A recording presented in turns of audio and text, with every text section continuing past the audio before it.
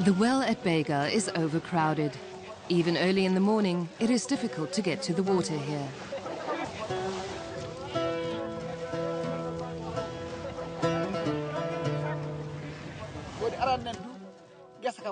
My field used to be small, but it fed the whole family.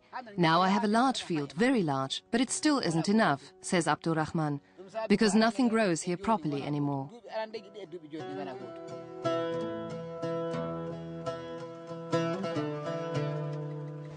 How dramatically scarce land and water are can be seen every morning at the well, the only one for miles.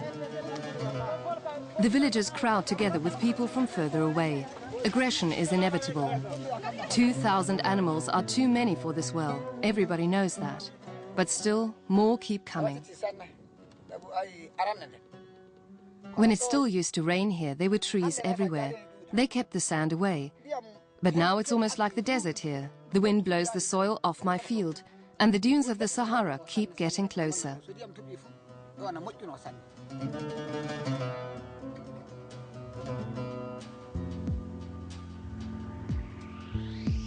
Almost all of Australia, large parts of South and Central Asia, China and the Mediterranean, as well as regions in North and South America are in peril.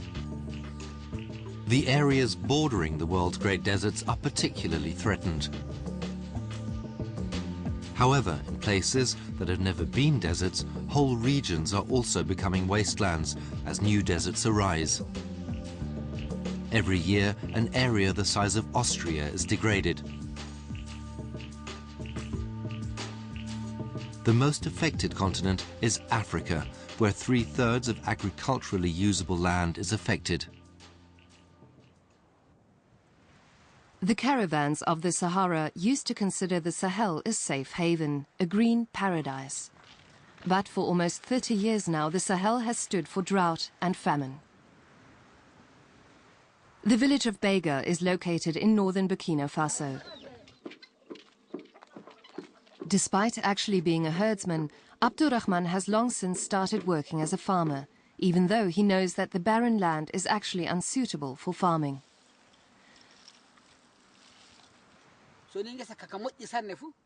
I used to harvest 200 pots of millet here. Now I barely harvest 100, although the field is twice as large as before, says Abdurrahman. Cattle, far too numerous for the ecosystem to bear. Without its vegetation cover, the thin layer of soil is subject to erosion and wind. The wind carries away the soil, bringing in the desert sand. Abdurrahman drives his herd out early every morning, but no matter how early he leaves, others are already at the well. It's the last one in the entire region. The crowd is proof for Abdurrahman of the problem. Too many people, too many cattle. From the overpopulated south, sedentary farmers migrate to the Sahel, and from the arid ranges on the rim of the Sahara in the north, herding nomads pour in. This pressure from farming and herding is too much for the fragile ecosystem. Everybody here knows that it can't go on like this. For the first time in 20 years, the chiefs of the various ethnic groups are meeting. A local expert hosts the delicate conversation. Farmers and herders, sedentary people and nomads discuss the water rights, passageways and pastures, usage time and possible conflicts. We need a plan, we need rules, says Abdurrahman. Today, the worldwide combat against desertification is coordinated in Bonn, Germany, at the United Nations premises. Desertification is a global threat to global well-being. There's no such a party called non-affected. If they are non-affected upfront, they will be affected downstream because they will be affected by the loss of biodiversity, by the worsening status of the climate, or by the loss of food security, or even by the conflict. Global warming is also contributing to land degradation. Desertification and climate change reinforce each other. Global warming leads to an increase in extreme weather events in drylands, such as drought or flooding. This leads to soil erosion and degradation. Conversely, every square foot of degraded soil contributes towards global warming. Sound soils store carbon, even more than the vegetation or the atmosphere.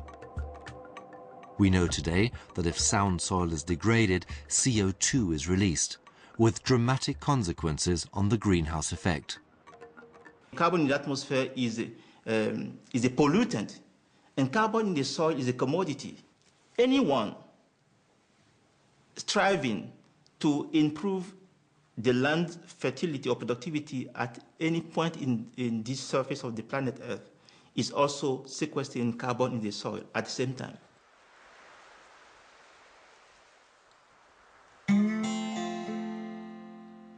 The springs have run dry, the terraces have decayed, and the land has dried out. The farmers who used to cultivate fruit and almond trees here now make a much easier living in tourist centres on the Mediterranean coast. Tourism has caused a massive structural change. It has blessed the coast of Spain with economic growth, but it has also caused environmental consequences to the semi-arid hinterland. The slopes behind the hotels have not always been grey and bare.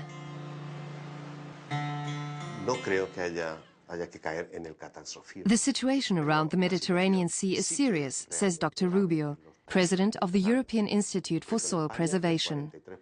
In Spain, more than 40% of the area is endangered, 20% is already damaged, and 5% is irretrievably lost. That means no more vegetation and no way of revitalizing it. The threat is very real.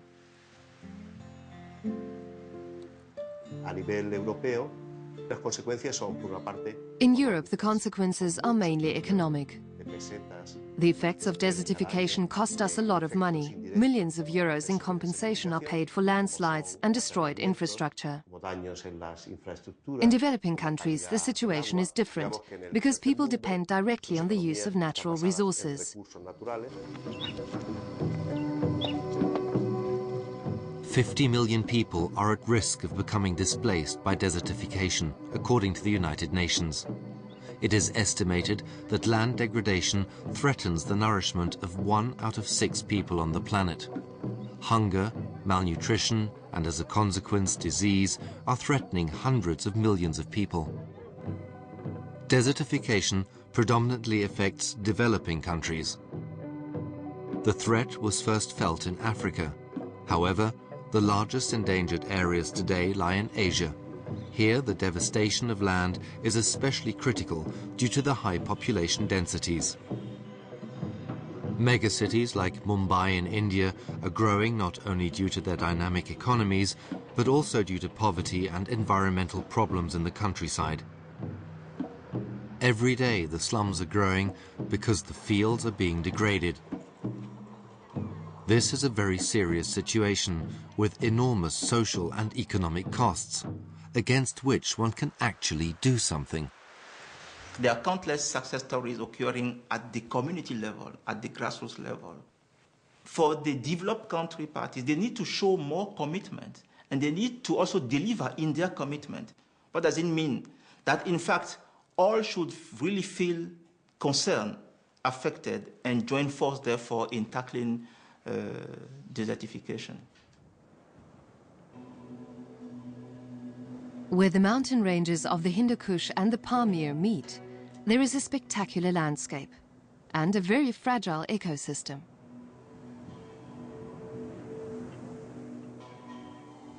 In 1991, for Tajikistan, independence began with a civil war.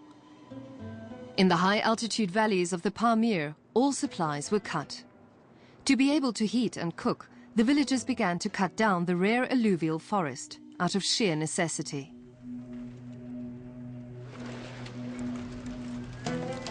It did not take long before the forest looked like this.